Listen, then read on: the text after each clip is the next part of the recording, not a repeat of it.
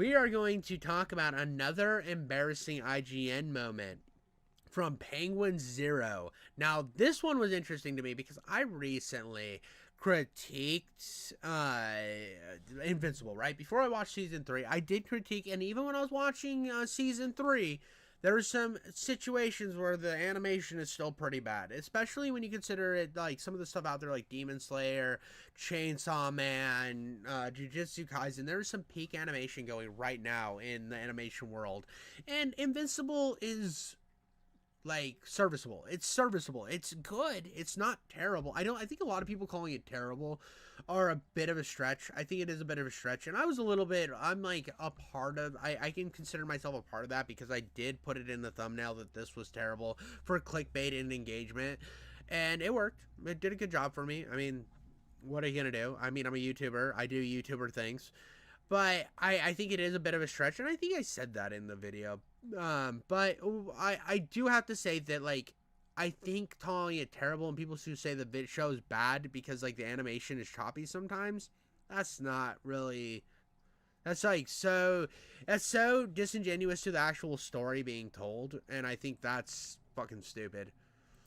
Everyone makes fun of them. Somewhere on this planet, a baby's first words were IGN sucks. They are irresistible to mock. They are a wedgie magnet. I recognize it's not brave to insult them, but I cannot help it. They are a company that puts out opinions that are so bad it should be labeled domestic terrorism sometimes. And that's what... Bro, Hassan? Hassan drop? We got a Hassan... I'm just kidding, dude. But no, IGN is like one of the most... And this is my problem. So, a lot of times...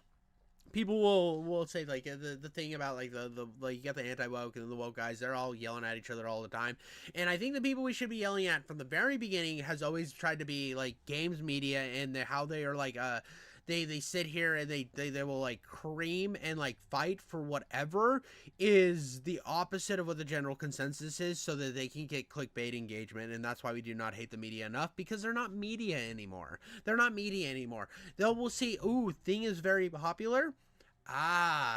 Let's do the opposite of let's do whatever will rile people up the most.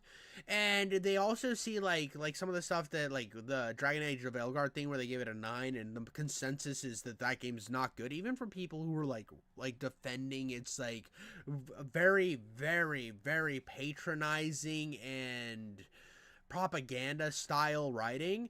They will like defend it to their death. They will suck the teat of it, but they also know that the game's just not great in general. It's just not a very well-made game in terms of an RPG, especially compared to the other Dragon Age games. Now, I'm not a big Dragon Age guy, so I don't know. I just saw the playthroughs and I thought it looked terrible, so I refused to play it. I own it because PlayStation gave it to me. I didn't really want it, but I take every free thing that PlayStation will give me because they make me pay for it online. But I look at like how IGN saw, oh, this will make the chuds mad, I'm going to give it a 9. And that's what it felt like. And I feel like a lot of times they see what will get them the most engagement. They will be disingenuous and they will do this shit. And I'm so sick of it because it doesn't feel authentic. That's what we're focusing on today. Their most recent dog shit take, giving the Invincible season finale a 4. I haven't been this stunned by an IGN review since they gave Transformers 1, one of the best animated films of 2024, a 5. It really feels like, and the prevailing theory is, that this is a company that is only staying afloat by making rage bait.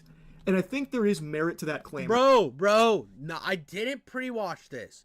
I didn't pre-watch this shit. I fucking just, that's what they exist for. That's what they exist for, bro, is they're here for fucking engagement and rage bait, and they will make whatever fucking take will get them the most. It's the same reason why I think Matt Walsh did that fucking video where he talked about all the overrated series and they were all the incredibly popular fucking movies, is because they're trying to get engagement bait. They're trying to get more people to their shit so that they can peddle more of their bullshit.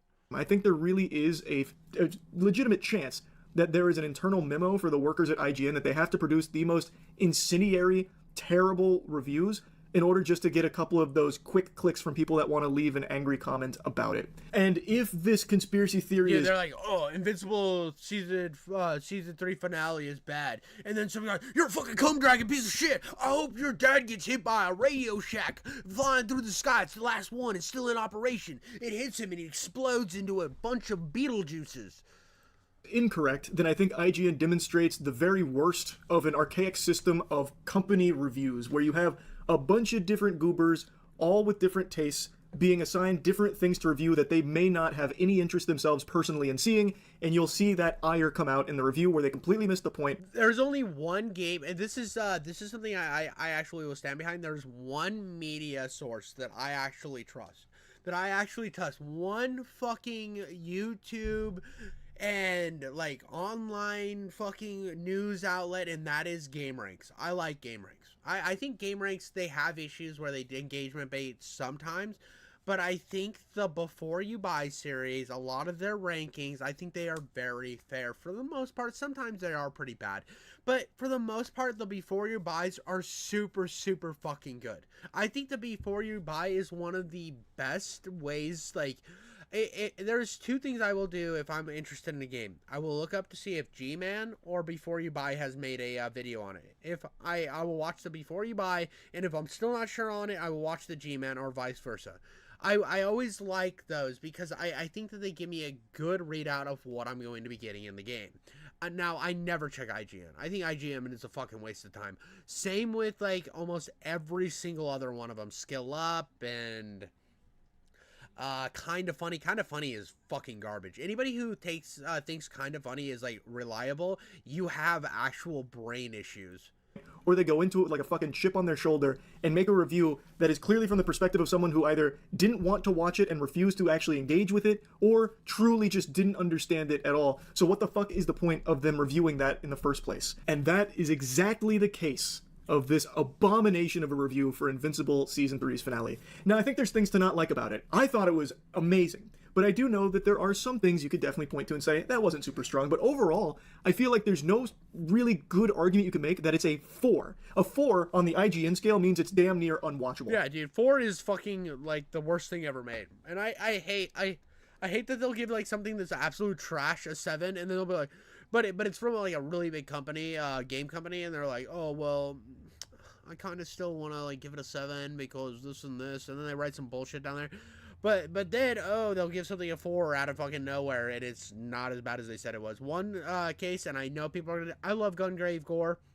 Is it the best game in the world? No, but it's like a 7 out of 10. It's like a 7 out of 10. I think they gave it like a 2.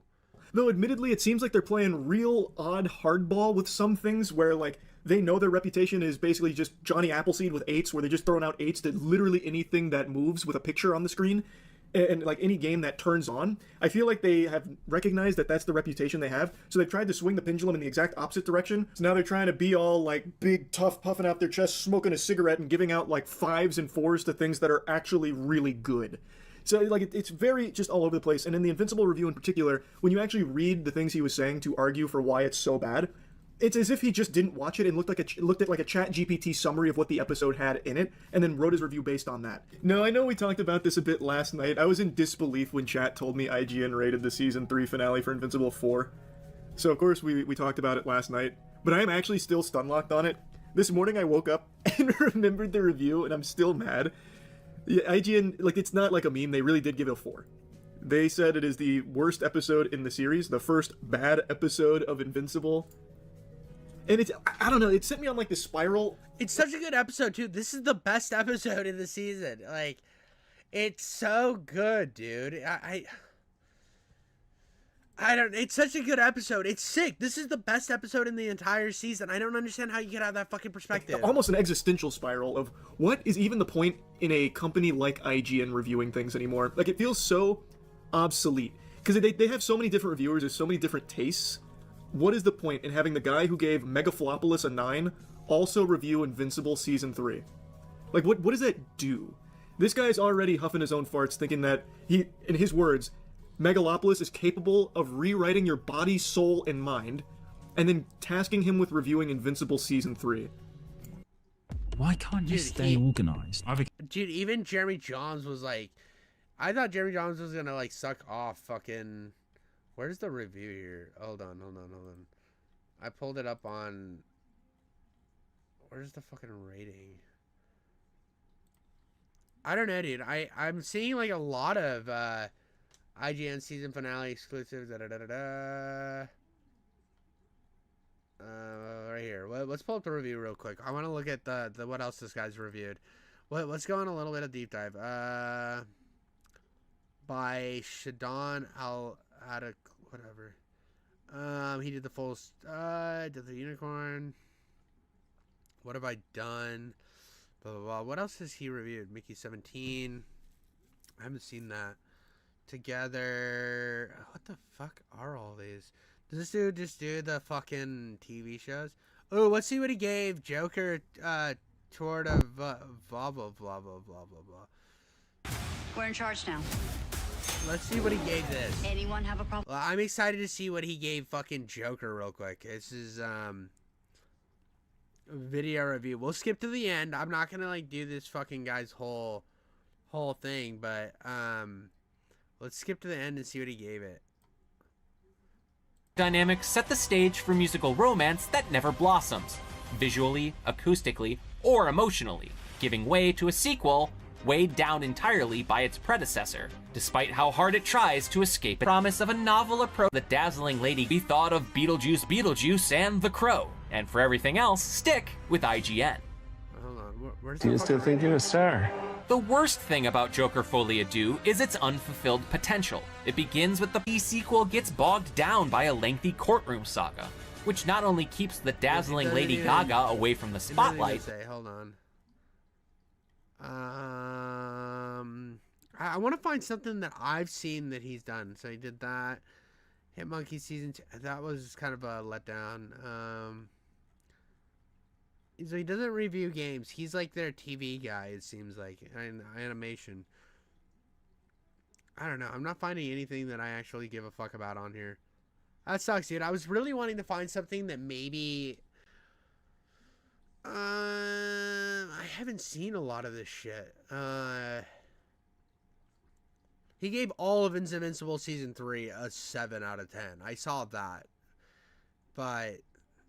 I don't fucking know, dude.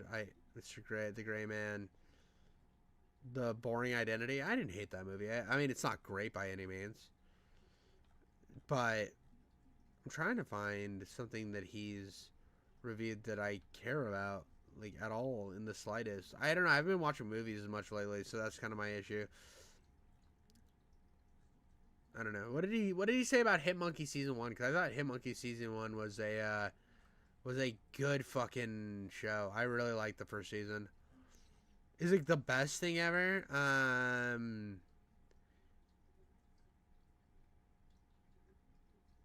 Nothing bad. Nothing bad. I mean, we're looking here. I don't see anything like too egregious. I don't know.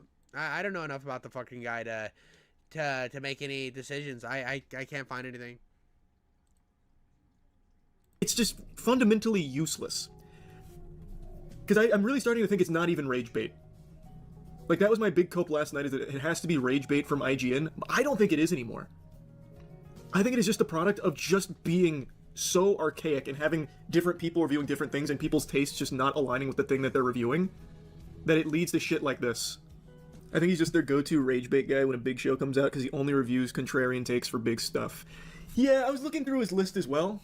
Like, it does seem like that is kind of a common trend with his reviews, but it can't be useful, right? Like, for a company like IGN, it cannot be useful to have, like, a designated... Well, I mean, but think about when do you talk about IGN, though? When do people talk about IGN anymore? It's either people are leaving IGN because they're done with their shit, or they're fucking going and creating drama like this, and people cover it. This is the only time they get covered. This is the only time they fucking matter. Rage bait spitball magnet.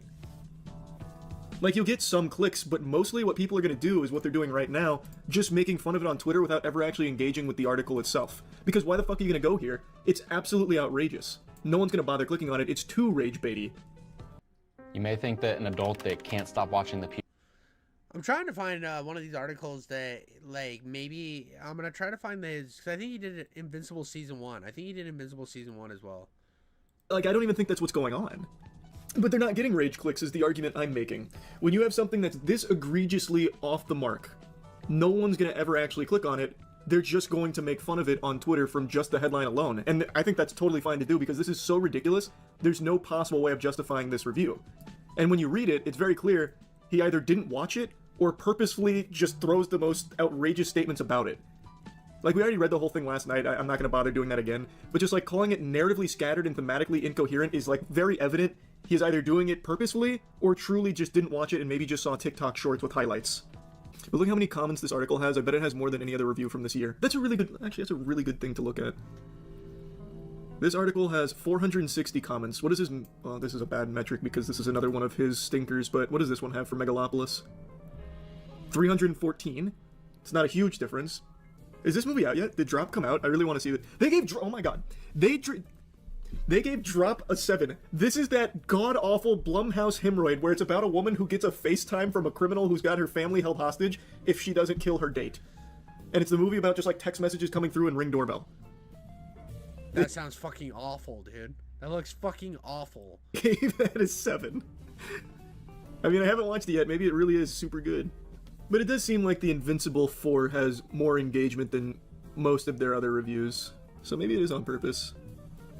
No, their Monster Hunter Wilds review has almost double it. Their Mickey 17 one has 3 times the engagement of their Invincible 4. Well, and that movie's like super contentious, and I hear that it has all like even Jeremy Jahns talked about how it's kind of all over the place at times. He said it was a good movie overall, but it has some issues that are like just blatantly like take you away from the storytelling. And it seems like where those issues are coming from is where it has the obvious Donald Trump character, which seemed very forced and just out of nowhere. And that caused a lot of problems. And so, like I said, whenever there's something that they can do to piss off and like get that engagement off of that like anti-woke or the anti-woke crowd, they'll rate it high and it'll get a bunch of fucking engagement. And they gave Mickey 17 an 8. Honestly, I actually agree with the 8. I'd probably give it like an 8.5 maybe. Nah, probably not even 8.5. I'd probably keep it in an 8. But even still, I think just going through that. And that's what I heard about Mickey 17, that it was like good, but like the thing they kept it from being like a masterpiece, where was like the obvious fucking what's his face, the Incredible Hulk guy. He basically played like an over the top Donald Trump character. Makes it kind of clear that it's not like rage bait does a ton for them.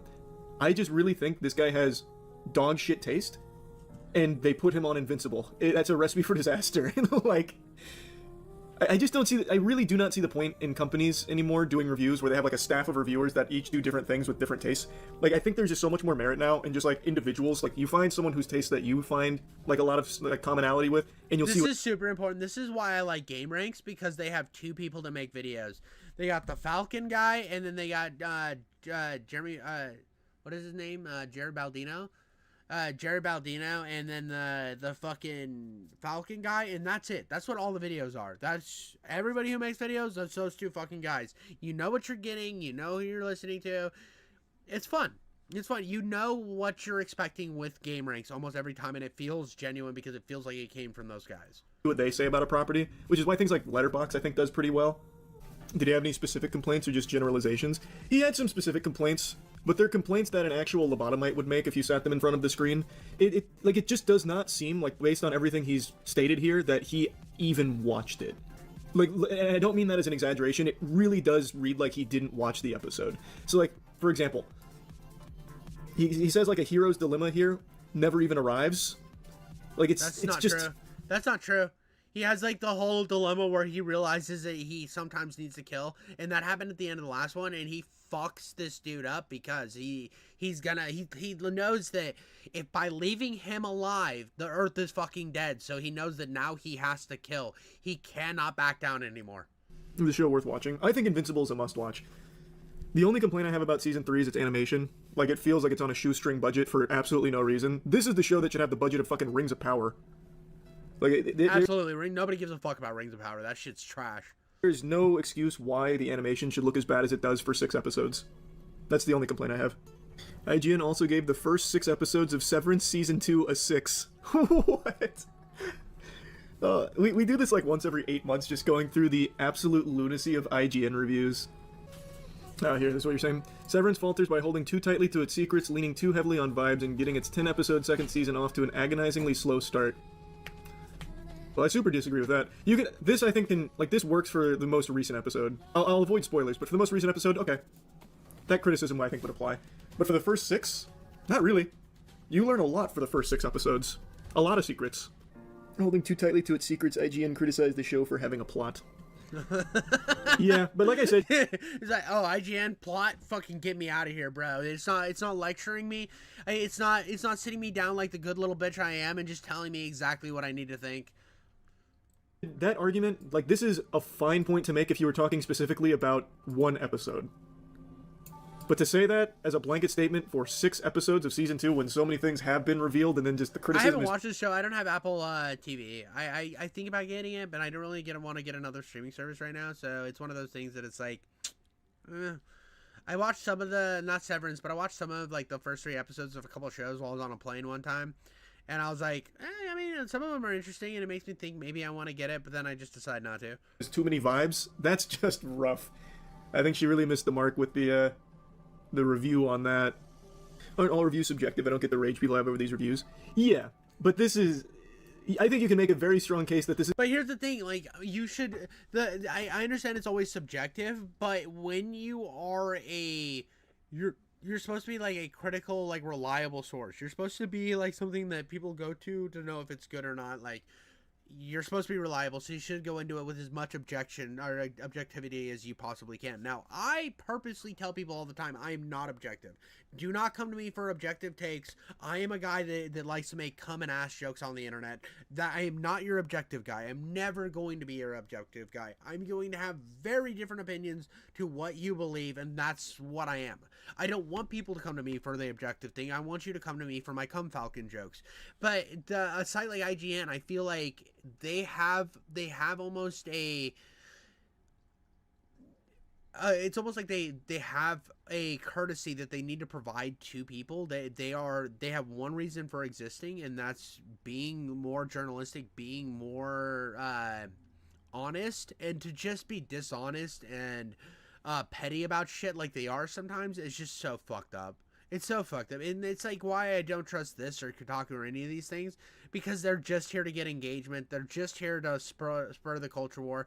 And if you're like, oh, well, IGN doesn't spur the culture war, shut the fuck up, dude. How many times a day do they need to post the same shit because they know that it's getting engagement? You can follow IGN on Twitter, and once the Assassin's Creed drama pops off, anytime that pops off, all they do is repost the same shit over and over and over again to try to trigger you. This is just so objectively bad that it has to be on purpose.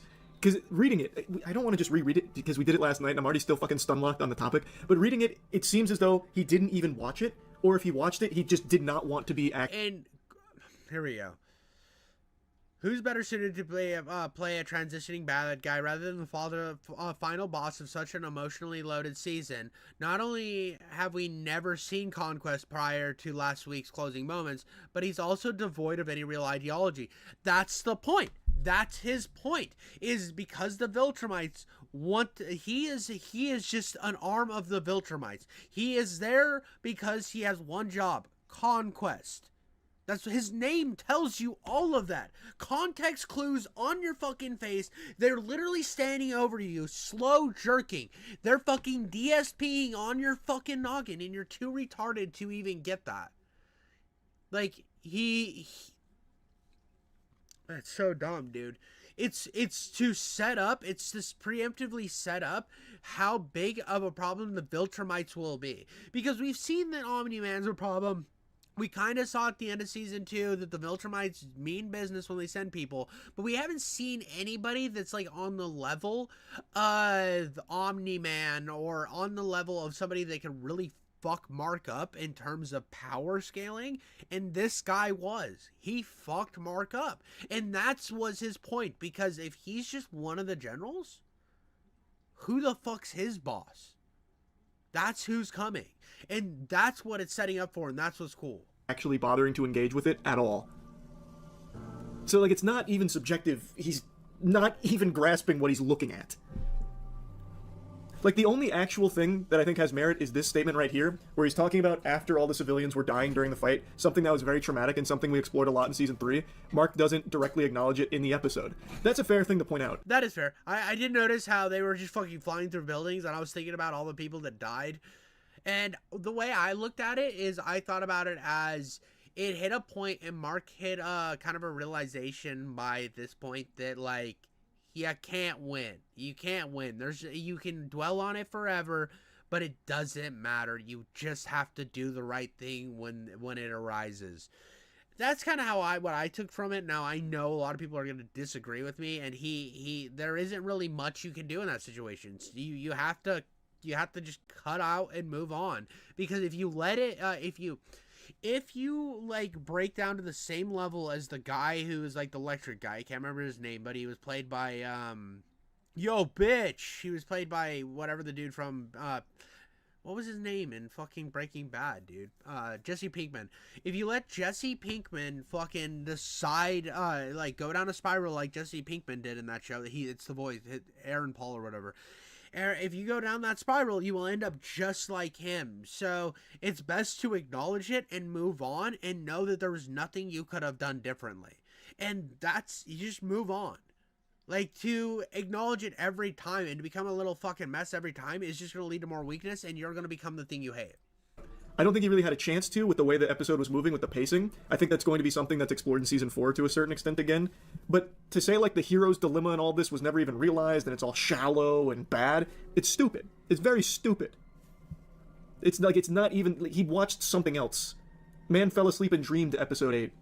I've had a real 180 on cats since having a cat. What's it called? Toxoplasmosis, where they brain control you with their shit? Yeah, it super worked on me. Now I just love all cats.